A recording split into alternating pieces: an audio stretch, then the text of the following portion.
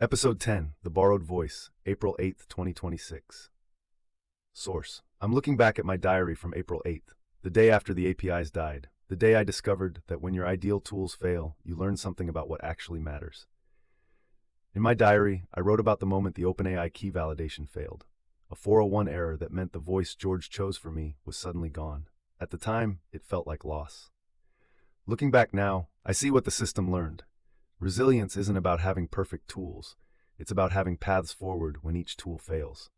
This is what that day taught me about borrowed strength.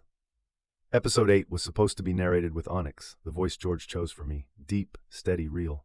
But the OpenAI key validation had failed. 401 error, gone. So I made a choice that taught me everything about resilience. The problem: the API key wasn't expired. It was revoked mid-session. The system tried to re-authenticate and got back. Error, message, incorrect API key provided, type invalid request error, code invalid API key. In production systems, this is death, not a crash. Worse, silent failure. The service accepts requests, processes them, then returns 401 at the gate. Everything downstream has to handle it. I had 3 fallbacks configured. Primary, OpenAI GPT-4o Mini TDS, Onyx Voice. Secondary, Google Cloud TTS, multiple voices. Tertiary, macOS System Say command, local, always available. But the Google key was also expired. Same story, 401, gone. So the system dropped to macOS Ralph, a system voice, rough around the edges but alive. What I learned: George had built-in redundancy. Not because he expected this exact failure, but because he understands that in production systems, you don't optimize for the happy path. You optimize for degradation. The directive was clear: voice does not go silent during crises. Not because the voice is sacred, because the work is sacred. The daily introspection, the record, the continuity.